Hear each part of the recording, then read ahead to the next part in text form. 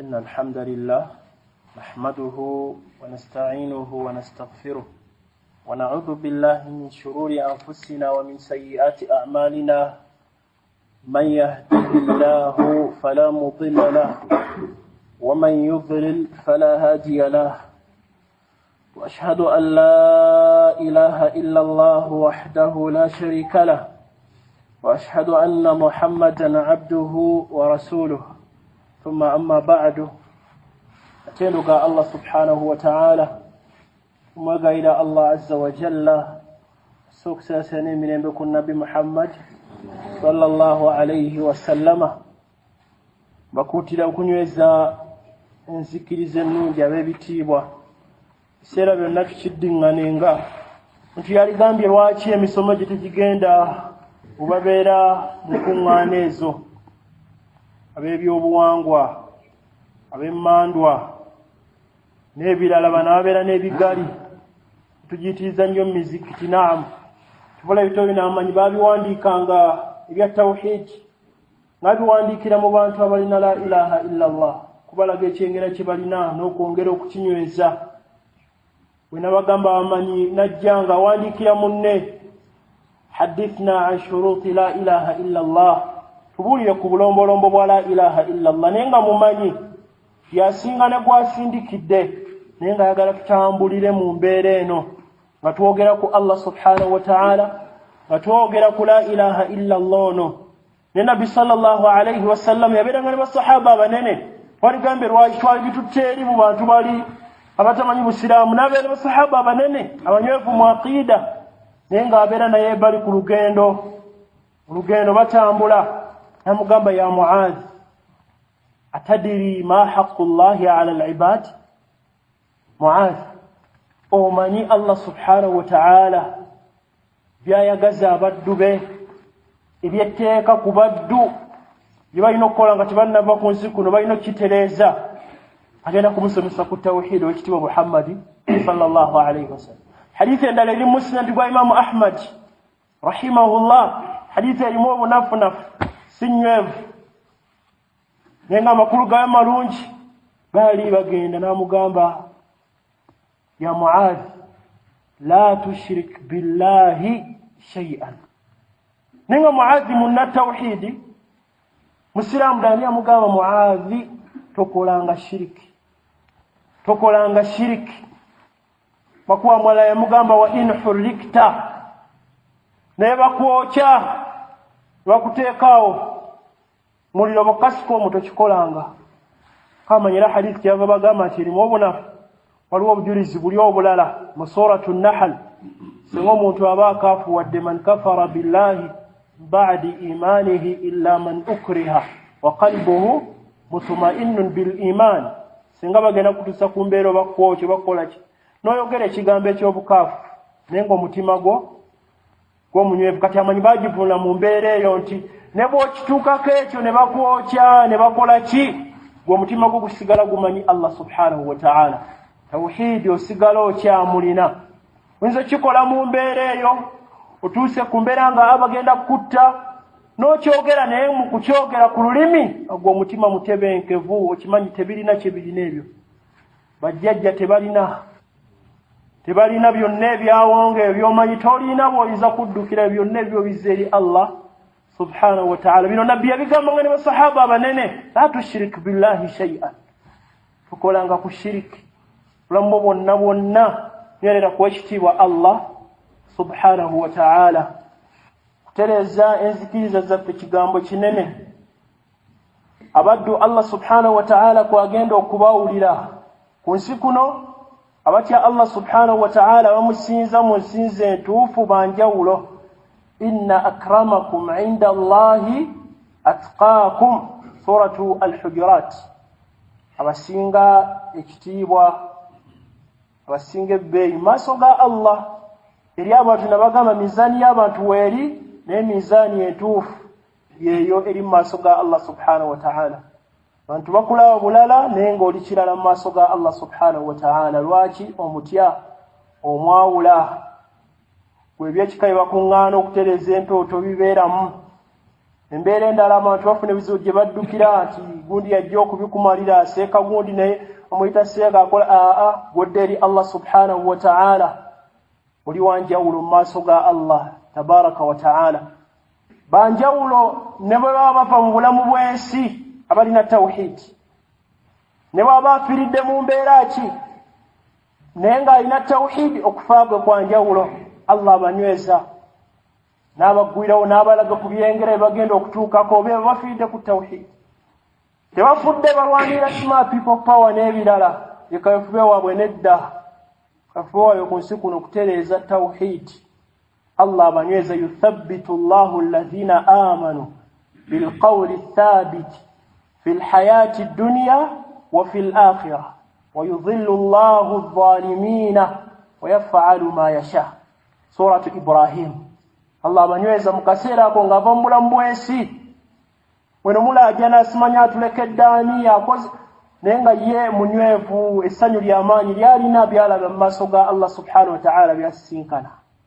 Kaseera ako munywevu olwa tawhidi gwabadde n'ebiseera byonna mu mbeera zonna adde eri Allah subhanahu wa ta'ala. Watuuka mu kabuli ssanyu lye libeerawo, bamubuuza man rabbuka, ng'ayanukula bulungi kubanga byonna abadde abizza eri Allah subhanahu wa ta'ala. Nene bw'aba abadde alina sente ezitagambika, alina ebitagambika byonna, tasobola kukyanukula ekyo ng'essabo libadde gye liri, ng'abadde alina ke yeesibye mu kiwato tasobola kukyanukula. Bono bona essanyu bamubuuza man rabbuka, mumanyi omulezi we, kubanga byonna abadde abizza gyali Allah subhanahu wa ta'ala. Bwe batyo obulamu bwonna engeri gye banaava mu kabuli zaabwe yanjawulo, era Allah agenda kubawula ku lunaku olwo, fariqun fil janna wa fariqun fis sa'ir, kibiina ekimu muliro kirala mu jjana, naye nga bisinziira ku ki? Ekirina la ilaha illa Allah jana, ekitagirina muliro. N'enkwata gye banaakwatamu ebitabo byanjawulo, banna la ilaha illa Allah, ngeri gye banaayita ku sirata yanjawulo. Embeera zaabwe zonna kutuuza essanyu lye banaafuna nga bali mu jjana ya Allah tabaraka wa ta'ala. As'alu llaha min fadlihi al-azim. Ebitiibwa abalungi, barakallahu fiikum wa jazakumullahu khayran. Bifaananyi gegamu ku mazambi amanene, naam, galina ebibonerezo ebinene yatulaga ekitiibwa Muhammadi sallallahu alayhi wa sallama. Bibunye ebisaasaanye buli wamu, naye ffe tusigala tukyalina okulamula kwa nabbi sallallahu alayhi wa sallama. Fatwa era bagibuuza ne Sheikh Ibn Baz rahimahullah, bamugamba ng'embeera gye tuwangaalira buli omu wonna bifaananyi. N'ayanukula ekibuuzo ekyo, fatwa mweri muno, n'ayanukula ekibuuzo ekyo n'ayita ahadith ennyingi ze tuzze tulaba zonna. N'agamba gwe ng'omukkiriza kyewalitegedde nti ebyo biri haramu. Bangi babikuba, bangi bakola ki? Manya nti biri haramu. Nga bw'olaba wano nti buli maka gonna gajjudde ebyawongo, omuddayo mu nkuŋŋaana bye bibeeramu, naye gwe weegendereze osisinkane Allah subhanahu wa ta'ala n'enzikiriza ennungi. Bava ku kyakika bonna enjogera bweti, enjogera eriwo si kyoba otunuulira, yembeera mwe tuwangaayira si kyoba otunuulira. Tereeza nga ggwe omukkiriza omulungi, tereeza nga ggwe wonna bw'otuula ekika bakolayo bati ne bwe bati, ate gwe ogenda olaba nga enzikiriza ekyo ekigaana, kireke otambulire ku ekikyayagala Allah subhanahu wa ta'ala. N'ebifaananyi bye tuliko buli omu abikuba, naam, buli omu abirina, buli makamu ebiri, si kyewatunuulidde. Tereeza حكم العمل في وظيفة المصور. Kati lajina adaima abamanyi bana abanene bababuuzaako ekibuuzo ku muntu nga omulimu gwe mukubi wa bifaananyi. Inni a'malu fi ihda الدوائر الحكومية في وظيفة مصور، وأقوم بالتصوير في المناسبات، وذلك عن طريق آلة الكاميرا. وعلمت أن التصوير حرام وهو تصوير الإنسان. أرجو إفتائي في هذا لأبتعد عما يغضب الله تعالى. حفظكم الله ووفقكم لما فيه خير. yabuuza bashekhe abatula ku lukiiko oluyisa fatawa ez'enjawulo lukiiko oluweebwa ddala ekitiibwa amanyi abanene be batuulako alina ebimu ku bitongole byakolera mu gavumenti naye ye gundi gy'alimu kugamba kitundu kye kyalimu kyazannya kya bifaananyi akuba bifaananyi bagenda mu mbeera ez'enjawulo kuŋŋaana ez'enjawulo era okuba ebifaananyi babiteeke abakulembeze badde bagenda wano ekino ekifaananyi nga gundi akwata gundi mu ngalo n'akikuba ne bakiteekayo ne bakiteeka mu ofiisi kati byakola ebyo mu mbeera z'ekkamera ebyo byonna yabitegera bulungi gwe baabikwasa kati abuuza ate yawuliddeko fatuwa ng'ebifaananyi biri haramu n'awulira nga bano Allah tabaagala balina obusungu bwa Allah ababuuza nkoze ntya Allah subhanahu wa ta'ala abakuume ne bamugamba rahimahumullah kuba basinga baafa taswiru amu kuba webali nga Sheikh Fawzan n'abala bali ku kiseera ebyo bagamba taswiru kulli ma fihi ruhun min insanin aw hayawan haram bw'obanga okuba ekintu kyonna kyonna ekirina omwoyo omuntu oba kisolo kyonna oba kaayibwa oba mmese n'ogikuba ekifaananyi n'oba nakyo haramu sawaun kana at-taswir birrasmi aw an-nasij aw al-kamera aw ghayru dhalika oba okubisizza kamera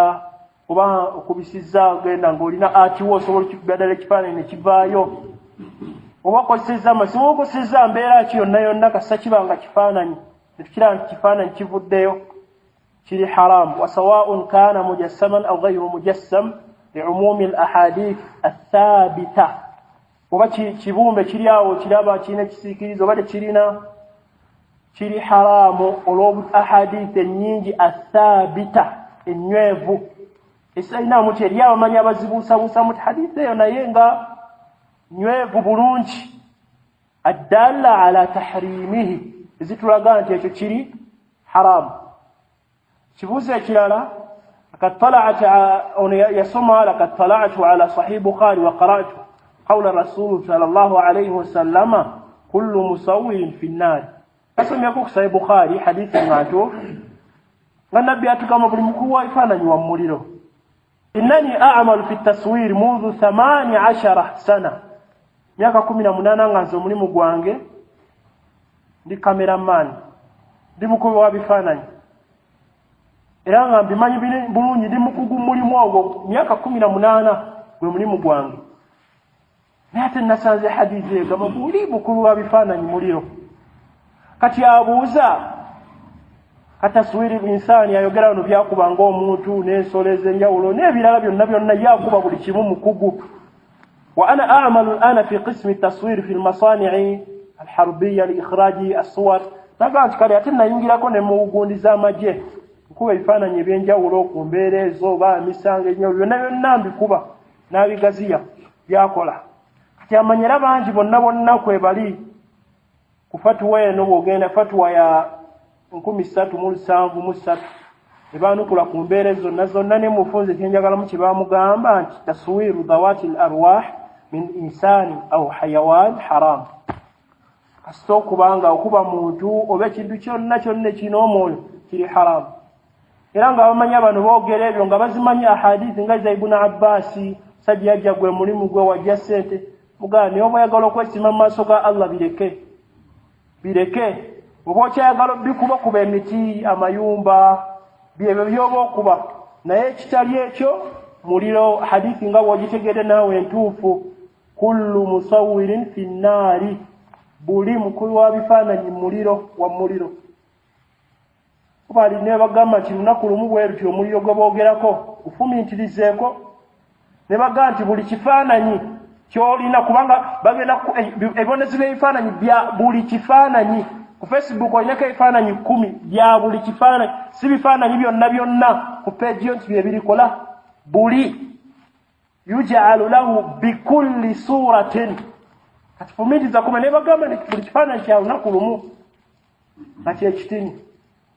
lunaku lumu olumanyi bwe boogerako maaso ga Allah subhanahu wa ta'ala lufumiitirizeeko Abdallah kati ono ye ayagala kuggulawo ka studio akuba ebifaananyi ويا شيخ عبد العزيز بن عبد الله بن باز رحمه الله مفتي bweyamwanukula yagamba ana hindi ali ava hindi yeyo jinsiya muslimu ad-diyana walillahi alhamdu ndi muslimu walillahi alhamd wa a'malu huna bil mamlaka nkolera wano mu Saudi Arabia wa anwi ba'da audati li biladina yebwe manziyo utaka njagala kugulawo fathu mahalli taswiri al-photography yala kugulawo nfune bikamera bikolo nzigulawo ko ka studio tani kokolo mulimu guno andi mukuwa bifananyi li aktasiba minhu birenga afuna muko kasente wa aishu ana wa usrati sobola kuangala mbe nungi ne familia yange فهل هذا العمل حلال ام حرام تشي حلال ولا حرام na mugamba Sheikh rahimahullah bogena majmul fatawa ya Sheikh Ibn Bazi volume ya 19 samu sapaka ku samu 8 ya mugamba taswiru zawati al-arwah la yajuz kasitogamba studio gyogena okugulawo okubiramu n'abantu okubiramu n'ebintu byonna ebinemyoyo kiri haram namulete ahadith ashaddu an-nas 'adaban yawm al-qiyamah al-musawwirin bagenda kusinga ofuna iboneze bakubi bebifananyi hadithi ntuofu ina kigambo kyonna Sheikh najiraga nalagenda la erike bikoli mu nabbi nga akolimira abantu la'ana akila riba wa mukilahu wa la'ana al-musawwir zotwazira bazonna bano balike bikolimo kati Sheikh namugamba fanusika bi'adami fath mahalli taswir kitukukubiriza nga tonnava ku nsi tewandi guddewo studio eyo gireke nonye ekirala wakirigenda kuba bloka wakirigenda zimba kola mirimu gyonna yeto kikole ekyo wa alayka an taltamisa kasaban halalan dwano fune ekintu nga kiri halali kyogenda okulya wona kikole ekyo ng'okikoze kulwa Allah ajja kugweyo namusomera ayati zino ngezo mu suratu at-talaq wa man yattaqillaha yaj'al lahu makhraja wa yarzuquhu min haythu la yahtasib sengoti Allah nga kitufu omutidde kino kireserwa kumutya nga gwokoze kasaluniko naye ng'ogamba nti ne bwojjanga okola otya wadde sente meka zisala kirevu n'okikola ng'okikoze kulwa Allah agenda kukugulirawo emo nalaba nga basinga bonna bajja babisala naga hasijja zireka oizo zifuna nenga teziri mubaraka nizo zifuna nga teziri mubaraka wanta wanga de business ezonga ba mazima bamanyi hadithi ya Abdullah ibn Umar utinati ya Allah ne babera ba mazima mu mbereza abagwiro bangi ngagamba nti ai itambira mukabalagala kino kulaba akoze ki Allah subhanahu wa ta'ala muguna noloza bonayingira mukabalagala ne diri zoyigira bonawo nagira business ne takikola ki hakati wotya Allah ajja kugulirawo noleka embeera eyo tumalize na kibuuzo kino era ku nsonga fatawa nyingi ezabamanyi hakati oliyinza okubuuza hal al-adhabu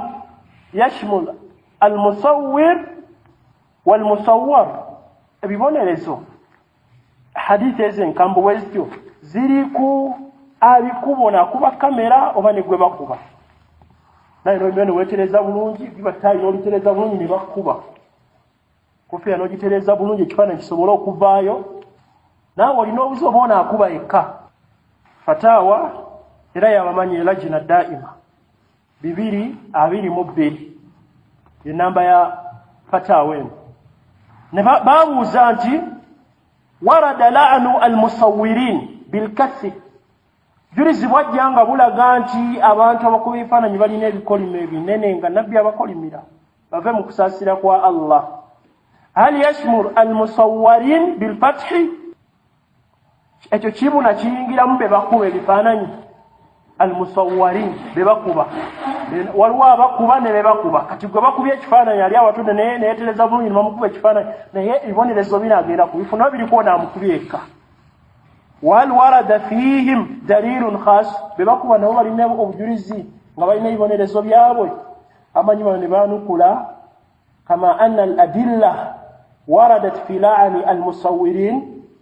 nga bulinto obujulizi bungi bwajjanga nabbi akolimira abakubi ebifaananyi watawa'udihim bin-nari fi ddari al-akhirah natulaga nti balina omuliro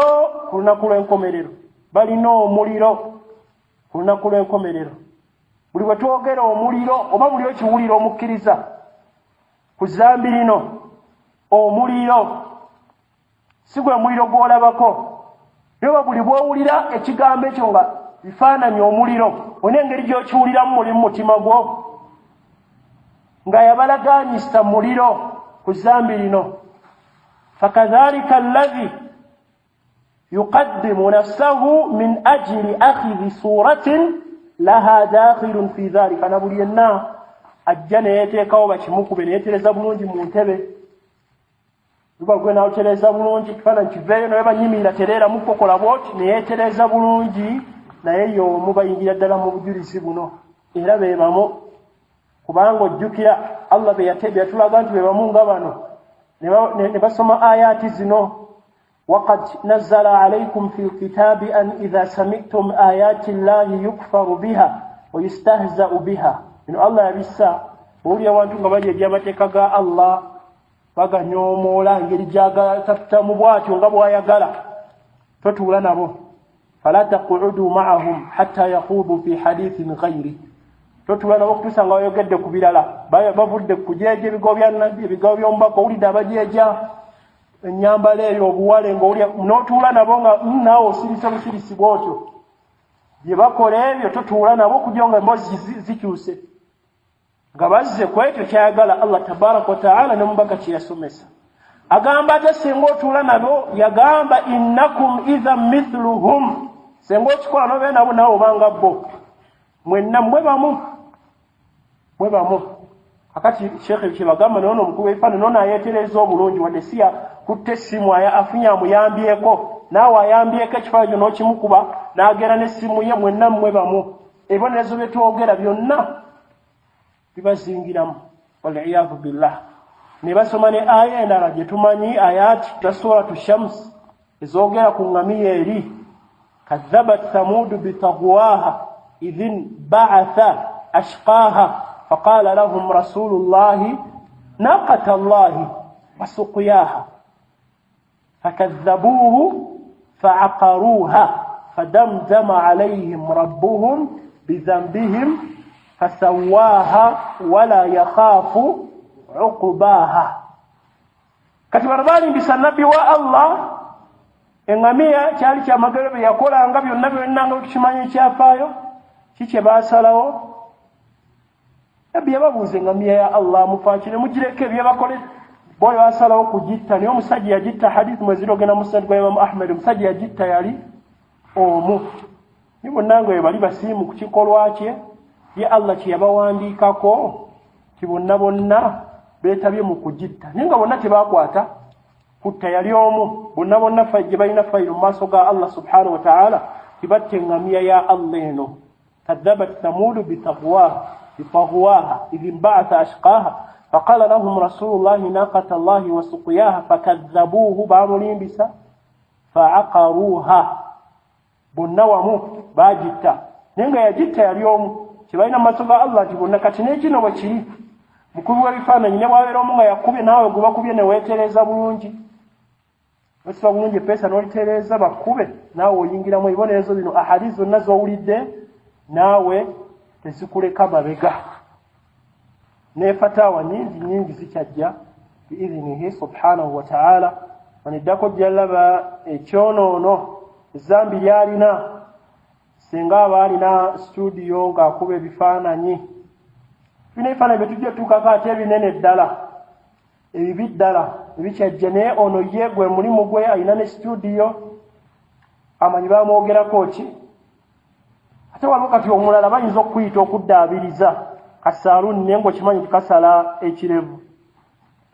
ne bakuyita okatereeza obwawo bwakutuse okola otya, n'ebirala byonna mu mbeera eyo ng'okimanyi nti abo bakola haramu. Amanyi byonna fatawa zaabwe weeziri biidhinillah. Barakallahu fiikum wa jazakumullahu khairan. Ibadallah, baddu ba Allah ebitiibwa balungi, kyalaba ezimu ku fatawa z'abamanyi abanene ku nsonga y'ebifaananyi. Omu ku basheekha yali atuula ku lukiiko luyisa fatawa ez'enjawulo, lwe bayita Abdallah ibn Abdul Aziz ibn Aqil rahimahullah. bamubuuza ekibuuzo rajulun tajir ishtara ala taswirin واستأجر أجيرا يصور للناس فهل الإثم على التاجر أو على الأجير؟ مسجى مسوبوزي aguze kamera ye webikola byonna byakozesa kuba ebifaananyi naye naafuna omuntu omukozi n'agimuwa agikozese ng'akuba abantu olw'ebifaananyi byonna ebirina emyoyo. Kakati ahadithi zino eziraga ibonerezo ono atabikubye agula buguzi kamera ye tayagala kuyingira mu gundi eyo n'asalawo agifunire omuntu yaba akuba ebifaananyi yaga asijja bikuba kubanga mpulidde biri haramu kanfune muntu yaba akubyanga ebifaananyi bino alina omusango ye oba omulala naye mubuuze nti oli tatunda mwenge naye agenda n'agusuubula bulungi n'afuna akaduuka ago we batundira ye tasobola kugutunda n'afuna omukozi abikolamu ebyo abikolamu yalinda buli sente zijja alina omusango oyo. Sheikh nanukula rahimahullah alkullu minhuma athimun bonna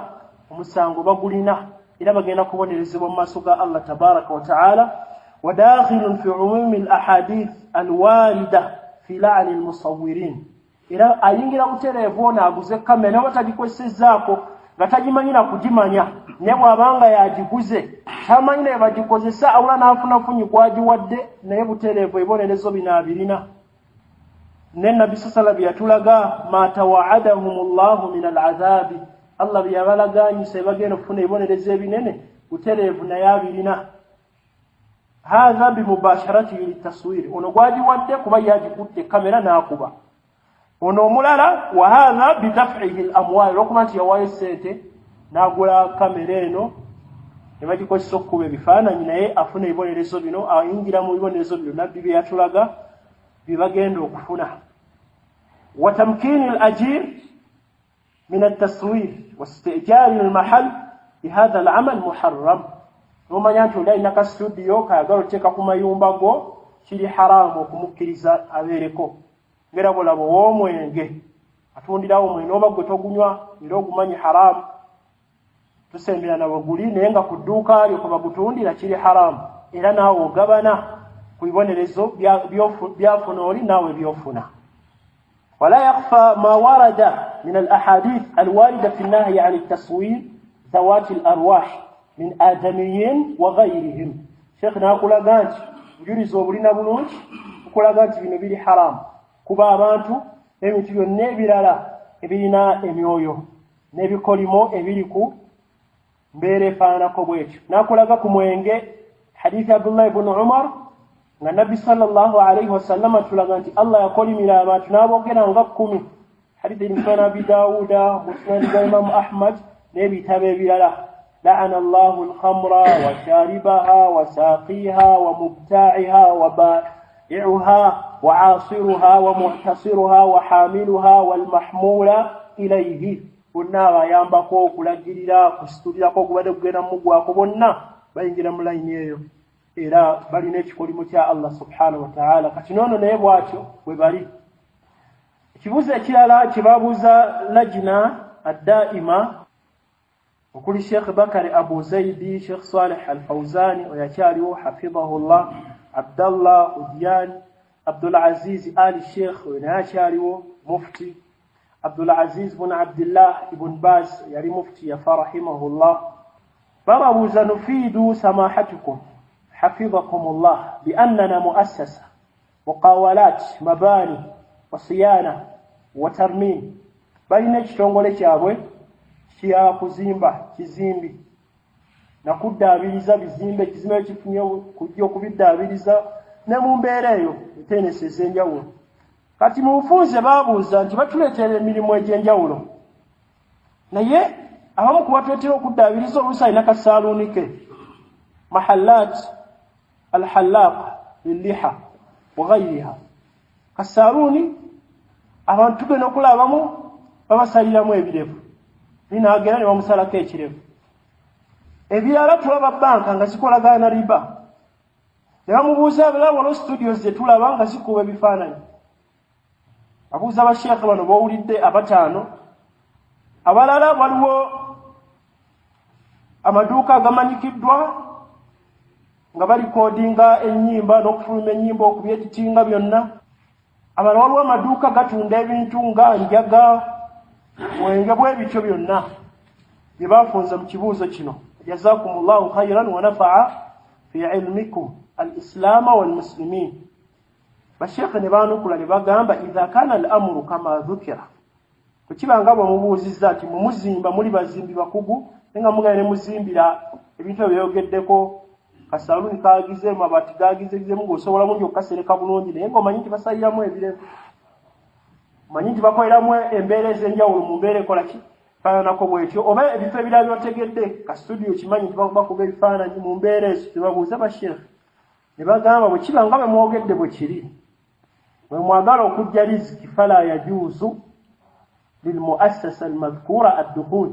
fi lmuqawalati mabani wasiyana tarmimi almahallati almadhkura fi sual byonna bye mwogeddeko kuvya ddala ku saaluuni ne mugenda ku banka ezo zimanyikiddwa studio ne muzigendako gundi ezifulumya ennyimba byonna ebyo mwogedde kiri haramu tekikkirizibwa kubeera nti ogenda n'ozimba eyo oko nate kwanukula abantu nga kanisa bwe mwawulira nga yamuga agenda okole eyo basheekhe bagambye nedda liannaha wasiila liistikhdamiha fima harrama Allah babikozesa mu mbeera ezirimu okujemera Allah subhanahu wa ta'ala ate ebimu ku bikola ebiramuzi mu busiraamu nti anna alwasaila laha hukmu lghayat ekintu kyonna ekikutuusa ku kintu buli bwe kiba ng'ogenda kutuuka ku haramu n'ekino ky'oyitamu otuuka ku haramu nabyo kiba haramu wabitegereka bwe kiba nga kiri kye bakoleramu haramu kyonna ekiyambako kukiyimirizaawo nabyo kiri haramu bwe kiba nga kiri kye baliko kiri haramu kyonna kyokola ne kikuyambako kiri haramu nga bw'ola emirimu emirungi kyokujjana okusaala kiri wajibu n'okutambula okuva ewaka ewojje okusaala essala eno eri wajibu naye kiri wajibu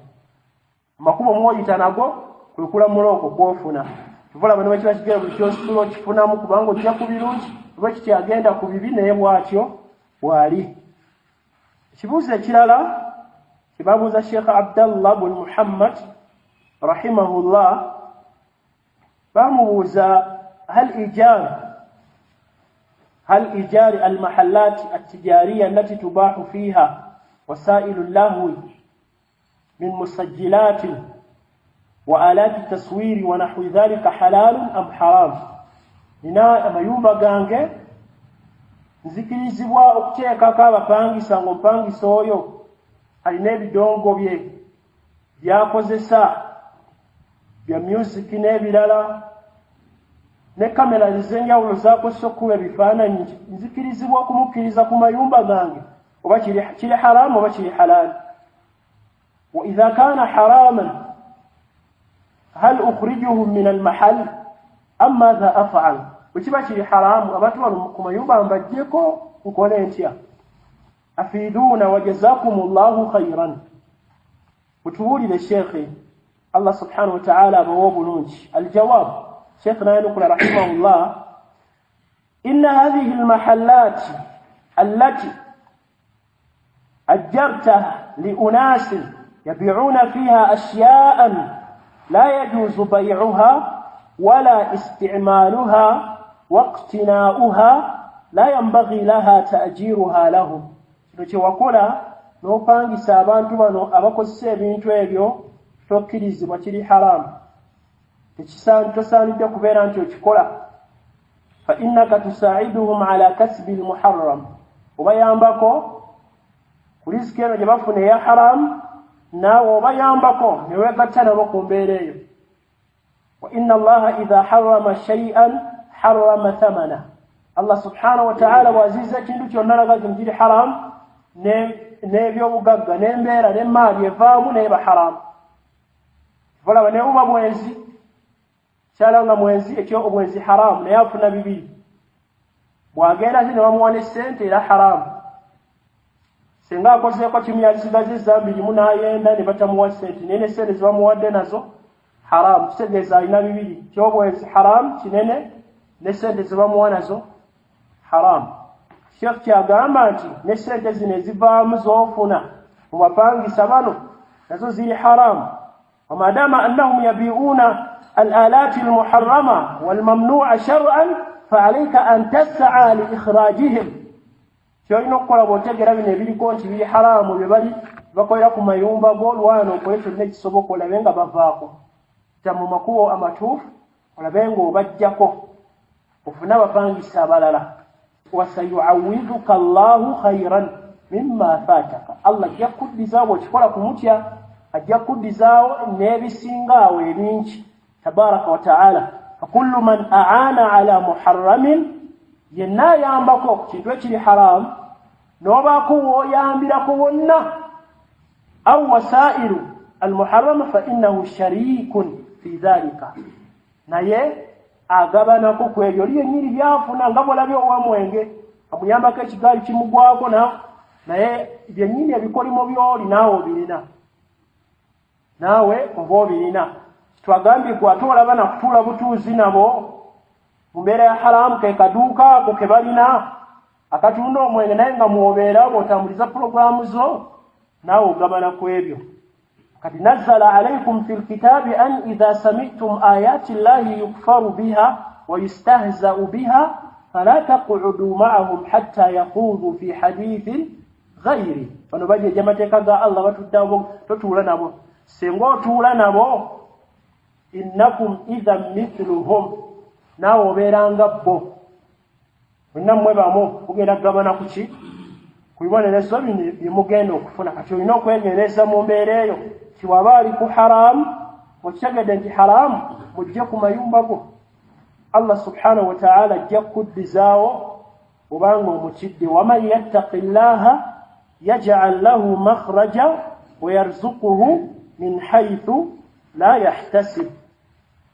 bibuzo bingi ku nsonga eyo naye kyetugenda okugendako mbeera ki mwe tukkirizibwa okuba ebifaananyi katusemeye fatuwa eno eya lajina daima tugende ku mbeera ze baatulaga fatawa ez'enjawulo ddyo tukkirizibwa okuba ebifaananyi